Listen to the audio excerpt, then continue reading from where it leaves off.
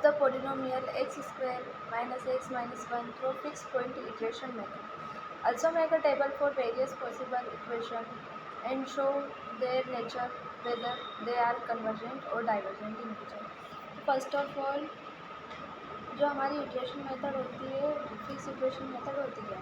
The fix point iteration method is numerical analysis is use to find an approximation solution to algebraic and transcendental equation. The fixed point iteration method uses the concept of fixed point in a repeat manner to compute the solution of the given equation. A fixed point iteration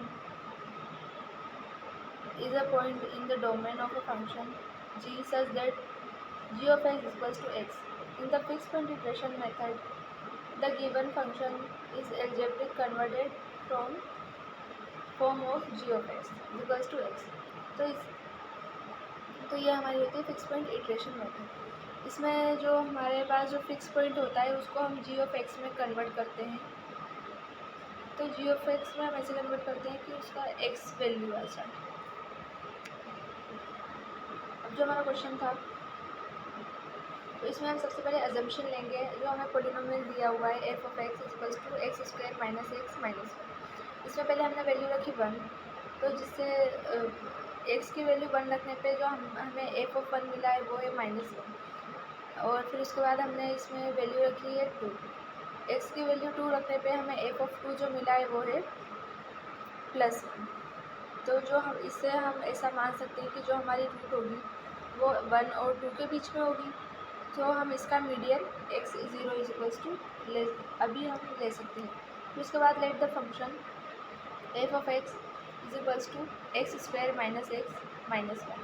Here are the following equation g of x that can be made through f of x. तो अब हम यहाँ से g of x बनाएंगे f of x से. अब हमें g of x को चूज़ करते वक्त हमें दो चीज़ों का ध्यान रखना होगा कि जो g of x की जो वैल्यू होगी वो लेस देन 1 होनी चाहिए. और अगर इफ़ मल्टीपल वैल्यू हो और g of x are less than 1 then choose the list. और अगर हमारे पास ऐसी बहुत सारी वैल्यू आ जाती है जिसकी वैल्यू 1 से कम हो, तो हमें उसमें से भी वो वाली वैल्यू चूज़ करनी होगी जो सबसे पास होगी 1 के. तो हमने जैसे हमारे पास जो पोलिनोमियल था एक्स स्क्वायर माइनस ए माइनस 1, तो उससे हमने 3 इक्वेशन बनाई है, जिसमें 3 इक्वेशन बनाई है जी ऑफ एक्स की.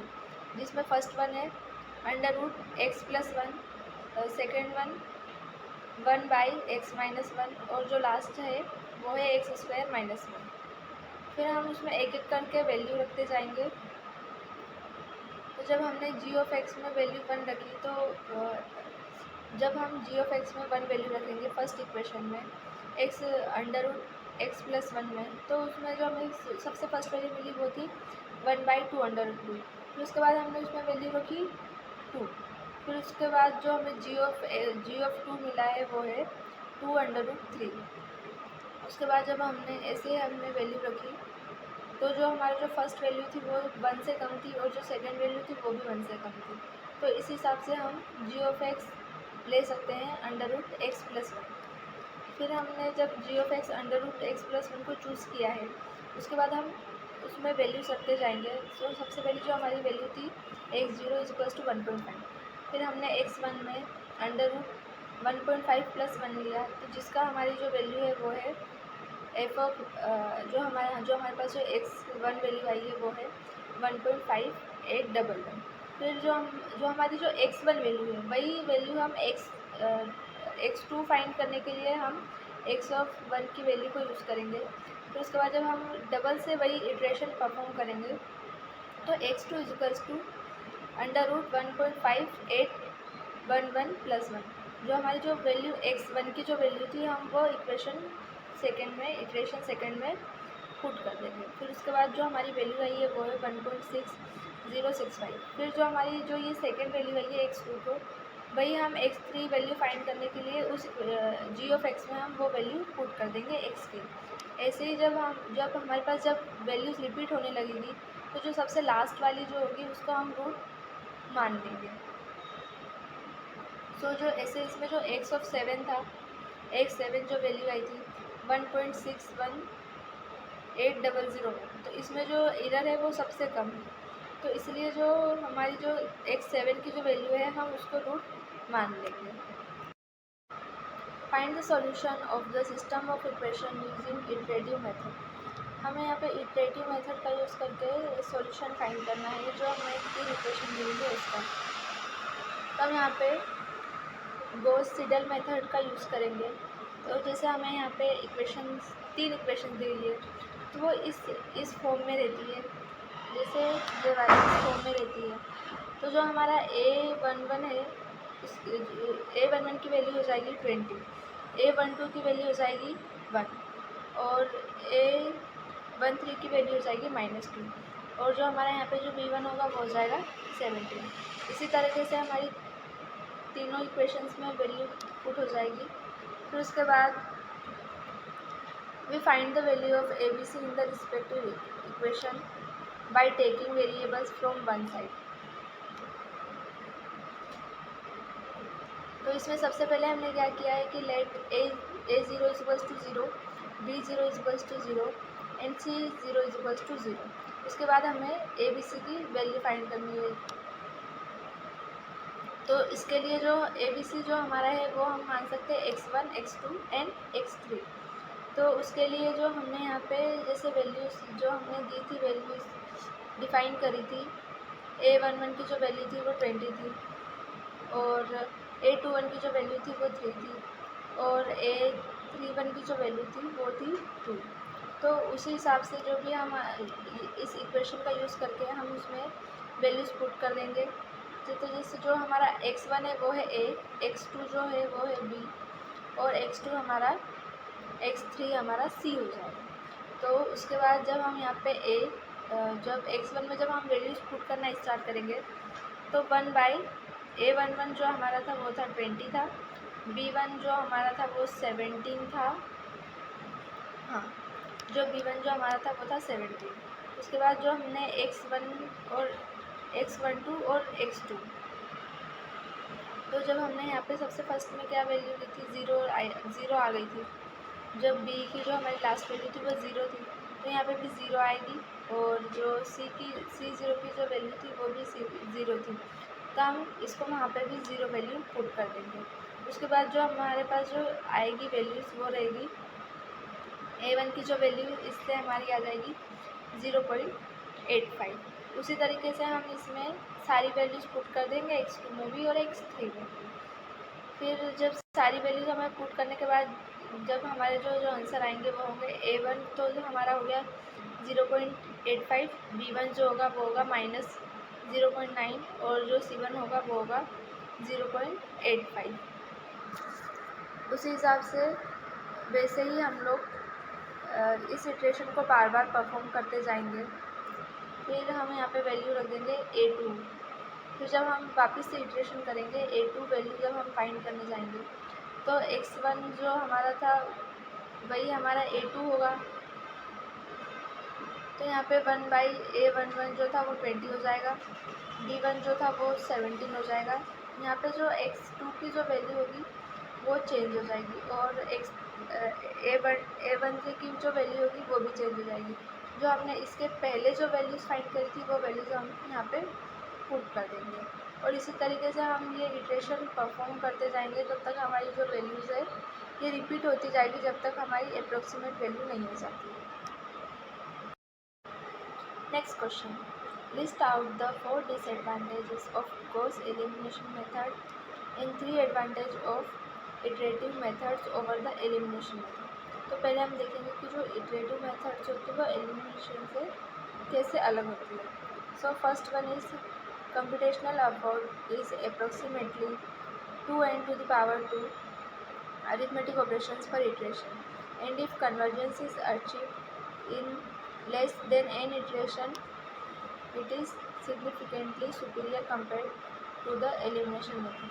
The second one is another important advantage of iterative method is small rounding error. The rounding error being the one committed in last iteration. Thus, for ill-conditioned system, an iterative method is a good choice. And the last one is Gauss Seidel method, we set xi equal to the newly calculated value of the iterate stored in template. Now we will see the disadvantage of Gauss elimination method. So the first disadvantage is the computational effort is approximately 2 into the power 3 minus 3 divided by 3 arithmetic operation in each elimination step. The second one is the amount of bookkeeping necessary is considerable. The third one is the rounding error may become quite large, particularly for condition equation. And the last one is and special structure in the matrix of coefficient is difficult to preserve during elimination. Next question. Write the algorithm for the Lagrange's inverse interpolation. सबसे पहले तो हम ये देखेंगे कि जो Lagrange's inverse interpolation है वो है क्या. So inverse interpolation is defined as the process of finding the value of the argument corresponding to a given value of function lying between two tabulated function values. जो inverse interpolation होता है उसको हम define कर सकते हैं कि जो किसी वैल्यू तो फंक्शन जो है वो lie between two tablet functional values, जो हमें जो किसी टेबल में जो फिक्स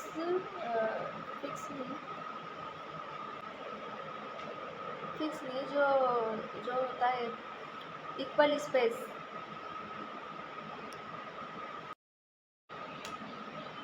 तो पहले हम देखेंगे कि इन्वर्स इंटरपोलेशन क्या होता है. Inverse interpolation is defined as the process of finding the value of the argument corresponding to a given value of function lying between two tabulate functions value. Now Lagrange's inverse interpolation. Lagrange's inverse interpolation formula is a method for finding the value of the independent variable corresponding to a non-value of the dependent variable using a polynomial that passes through a given set of data points. So, जो हमारा question था write the algorithm for Lagrange's inverse interpolation.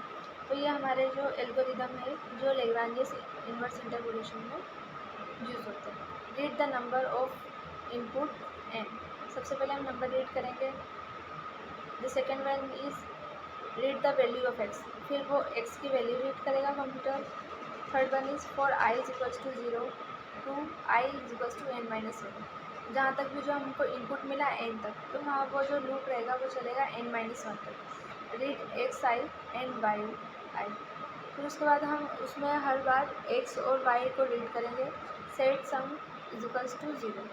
उसके बाद जो हमारा सम होगा उसको सम की वैल्यू हम 0 पुट कर देंगे. The fifth step is for i is equals to 0 to i is equals to n-1. Set product is equals to 1. For j is equals to 0 to j is equals to n-1. If I is not equals to 0, if I is not equals to j, then product is equals to product into. तो इसमें क्या होगा हमारे इस step में होगा जो product है वो पिछले वाले प्रोडक्ट से मल्टीप्लाई हो जाएगा और फिर जो प्रोडक्ट पिछले वाले प्रोडक्ट से मल्टीप्लाई हो जाएगा और प्रोडक्ट की न्यू वैल्यू आ जाएगी. फिर उसके बाद जो सम है sum is equals to sum plus x i into product. फिर उसके बाद जो हमारे पास जो प्रोडक्ट की न्यू वैल्यू आई है वो इस सम में हम वो वैल्यू चली जाएगी. So sum is equals to sum plus x i into product. तो इसमें जो सम की जो जैसे पहले वैल्यू थी 0, फिर उसमें प्लस हो जाएगी एक्स आई. जो भी हमने एक्स आई जो रिसेंटली रीड किया है उस एक्स आई में प्रोडक्ट की वैल्यू पुट हो जाएगी और एक्स आई और प्रोडक्ट मल्टीप्लाई हो जाएंगे. फिर उसके बाद जो हमारा सम होगा वो हम सम प्रिंट करवा सकते हैं. Now next question is evaluate the using the 3-point Gauss quadrature formula for the given abscissas and weight. तो सबसे पहले जो हमने एब्सिसस दिए हुए वो है T1 is equals to 0.77459667, T2 is equals to 0 and T3 is equals to -T1. उसके बाद जो हमें वेटेज दिया हुआ है वेट, वो वेट 1 है। वेट 1 जो हमारा है वो है -0.5555 एंड 6। और जो WT है वेटेज जो सेकेंड है वो है 0.8889 एंड जो वेट 3 है वो वेट 1 के इक्वल इक्वल है। तो अभी हम यहाँ क्या देखेंगे, सबसे पहले कि गॉस क्वाड्रेचर फॉर्मूला होता है। तो पहले हम देखेंगे कि इन्वर्स इंटरपोलेशन क्या होता है। Inverse interpolation is defined as the process of finding the value of the argument corresponding to a given value of function lying between two tablet functions value. Now Lagrange's inverse interpolation. Lagrange's inverse interpolation formula is a method for finding the value of the independent variable corresponding to a non-value of the dependent variable using a polynomial that passes through a given set of data points. So, जो हमारा question था write the algorithm for Lagrange's inverse interpolation. तो ये हमारे जो algorithm है जो Lagrange's inverse interpolation में यूज़ होते हैं। Read the number of input n. सबसे पहले हम नंबर रीड करेंगे। The second one is read the value of x, फिर वो एक्स की वैल्यू रीड करेगा computer. Third one is for i is equals to 0 to i is equals to n-1, जहाँ तक भी जो हमको इनपुट मिला n तक, तो वहाँ वो जो लूप रहेगा वो चलेगा n-1 तक। Read x i and y i. फिर उसके बाद हम उसमें हर बार x और y को रीड करेंगे। Set sum is equals to 0। उसके बाद जो हमारा सम होगा उसको सम की वैल्यू हम 0 पुट कर देंगे। The fifth step is for i is equals to 0 to i is equals to n-1। Set product is equals to 1 for j is equals to 0 to j is equals to n-1. If I is not equals to 0, if I is not equals to j, then product is equals to product into। तो इसमें क्या होगा हमारे इस step में होगा जो product है वो पिछले वाले प्रोडक्ट से मल्टीप्लाई हो जाएगा, और फिर जो प्रोडक्ट पिछले वाले प्रोडक्ट से मल्टीप्लाई हो जाएगा और प्रोडक्ट की न्यू वैल्यू आ जाएगी। फिर उसके बाद जो सम है, sum is equals to sum plus x i into product. फिर उसके बाद जो हमारे पास जो प्रोडक्ट की न्यू वैल्यू आई है वो इस सम में हम वो वैल्यू चली जाएगी। So sum is equals to sum plus x i into product. तो इसमें जो सम की जो पहले वैल्यू थी 0, फिर उसमें प्लस हो जाएगी एक्स आई, जो भी हमने एक्स आई जो रिसेंटली रीड किया है उस एक्स आई में प्रोडक्ट की वैल्यू पुट हो जाएगी और एक्स आई और प्रोडक्ट मल्टीप्लाई हो जाएंगे। फिर उसके बाद जो हमारा सम होगा वो हम सम प्रिंट करवा सकते हैं। Now next question, write an algorithm for the Bedel's rule for the 6 point. So first step is read start, read end third step is h equals to n start divided by 6। और fourth one is for i is equals to 0 to i is equals to 6। जो हमारा जो भी ये loop चलेगा वो चलेगा 0 से 6 तक। फिर उसके बाद रीड y1, और फिफ्थ स्टेप में हम फॉर्मूला पुट करेंगे जो है 0.3 h और ब्रैकेट में आएगा y0 plus 5 y1 plus y2 plus 6 y3 plus y4 plus 5 y5 and the last one is y6। इस फॉर्मूले में जैसे जैसे वैल्यू जाती जाएगी तो जो हमारा एस है वो प्रिंट हो जाएगा, जो हमारा आंसर है वो आ जाएगा Bedel's सीरीज में। Now next question, right algorithm for the Runge-Kuttas for order expression. सबसे पहले हम देखेंगे Runge-Kutta of fourth order method. The Runge-Kutta method attempts to overcome the problem of errors method as far as choice offers sufficient small step size is concerned to reach a reasonable accuracy in the problem resolution. On the other hand, the minus of Runge-Kutta's method is that we need to calculate the increments ki involved in the numerical algorithm. Enlarging the utilize the space of the Excel worksheet generating a loss in efficiency, especially when, like in optimal control theory, more variables are involved. For example, the state variable, the constant variable, and the control variable.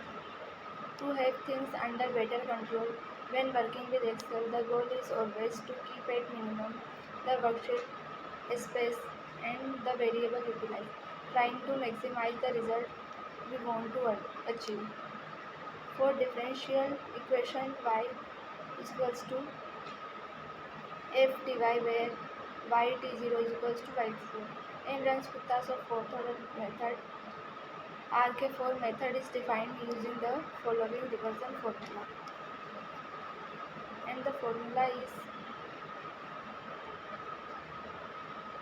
yn plus 1 is equals to yn plus 1 by 6 k1 plus 2k2 plus 2k3 plus k4 h, where 1 by 6 are weightage and k1 is equals to t f of tn and yn. k2 is equals to f of tn plus h2. Apply pre-corrector method to solve the equation which is minus xy where y0 is equals to 1 in steps of 0.1 up to 0.2. तो पहले हम ये देखेंगे predictor character method होती क्या है. Predictor corrector method. The predictor corrector method is also known as modified Euler's method. In Euler's method, the tangent is drawn at the point its slope is calculated for a given step size. Thus, this method works best with linear function. But for other cases, there remains a truncation error. To solve the problem, modified Euler method is introduced. In this method, instead of a point, the arithmetic average of a slope over interval xt plus 1 is used. Thus, in predictor corrector method, for each step, the predicted values of yt plus 1 is calculated first using Euler's method and then slopes at point yt and xt and y.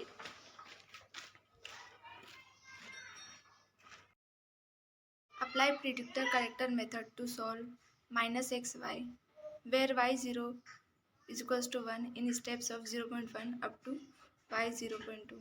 तो पहले हम ये देखेंगे predictor character method होती क्या है.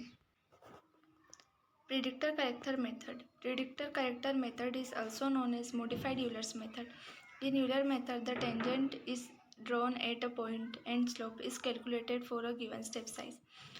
Thus, this method works best with linear function, but for other cases, there remains a truncation error.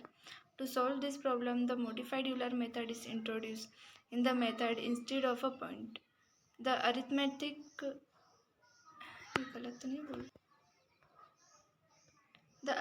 average of slope over an interval xt plus 1 is used.